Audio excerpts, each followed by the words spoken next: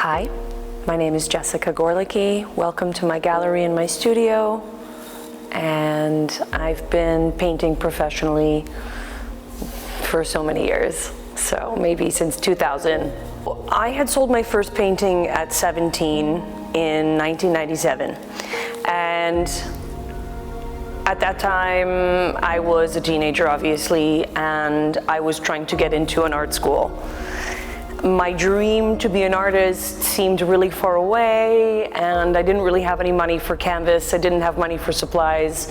I had many part-time jobs at that time, so I realized while painting and having that first sale as a teenager that there was no other way for me in this life I would be fully fulfilled unless I became an artist.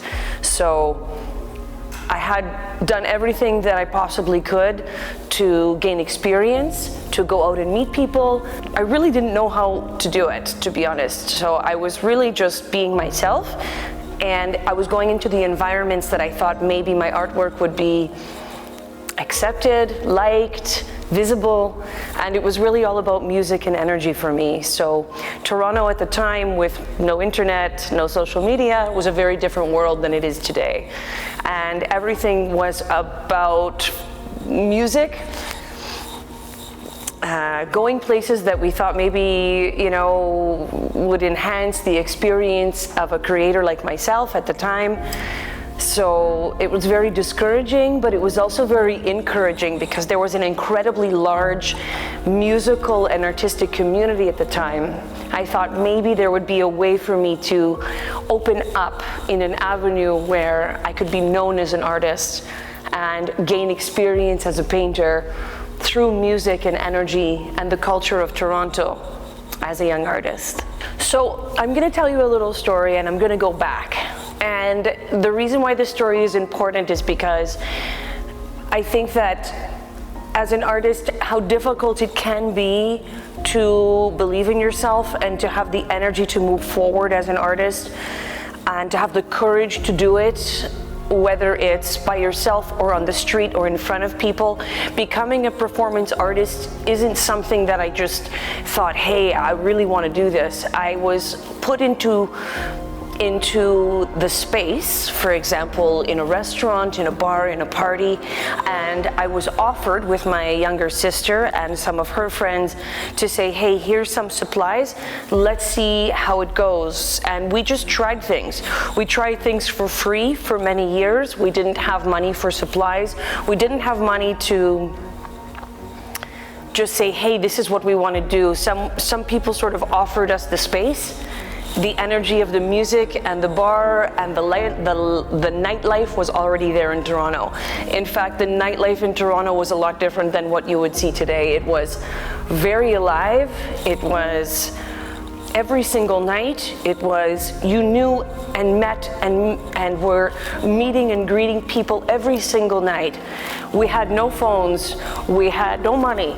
We had music and we had energy and we had encouraging willpower of some sort of higher power to walk into a place and to try things.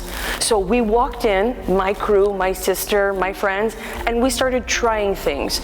After performing in front of small audiences at bars and clubs and restaurants and cafes, we thought maybe we could do something with this. We had no idea what we were doing. The truth is, we just tried. We did not know that it was going to work.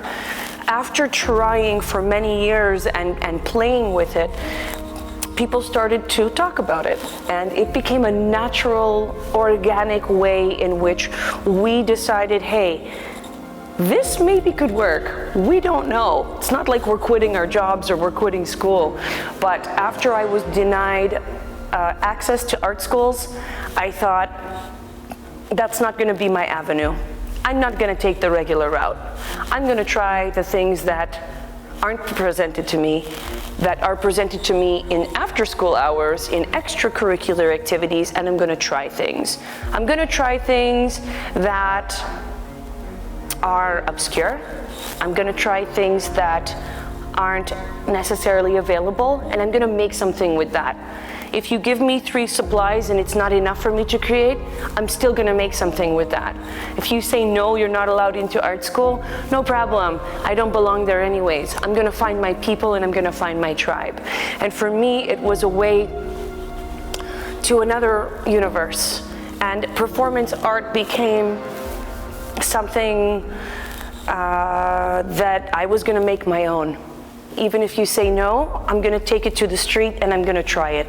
So this universe was formed, and you can call it a busker, which is someone who's just performing on the street for free. For me, it was an experiment. It was to try something new. It wasn't really about the money at all, because we didn't have any, but we tried to create something that was different and an experience for myself. You may not see this now, but I was actually very frightened of the stage, and I was very frightened to be in the limelight. I didn't know how to do it. I had to learn how to do it. And in my 20s, I learned how to create live and take the noise of what was happening with hundreds of people behind me, maybe watching, maybe not watching, drinking, having their own conversation, eating, being distracted. That was fine. I had to learn how to be in an environment that was complicated. I had to learn all of the things and go with it. If I liked it and I enjoyed what I was doing, that the rest of the things I trusted maybe followed. So I did that.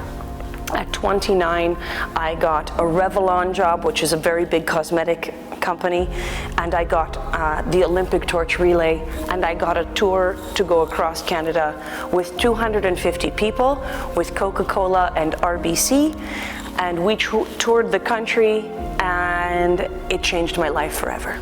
So I think that a creative block is your story.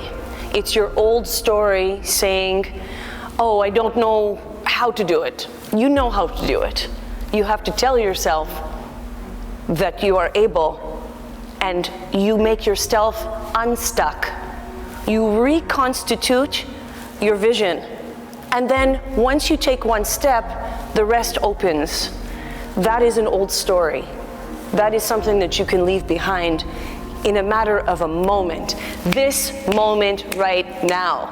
You don't have the opportunity to say, when a client and you have a $10,000 contract and you have to go on stage, I have a painter's block and there's 5,000 people in the audience. There's no time for that story. That story doesn't exist. That story isn't a productive story. That's an old, unproductive story. I'm not entertaining that story. You make the choice for yourself. You can make that choice for yourself. And I had moments where I thought, I don't feel like I know what to paint right now. Open your eyes, go for a walk, breathe some air, realize that you're alive, and tell yourself, that's really not my situation. That is actually nowhere near me. I am a full creative vessel all of the time. I have the capacity and the capability to move, then I have the capacity and the capability to produce art at any time, at any moment, from anywhere. Mic drop.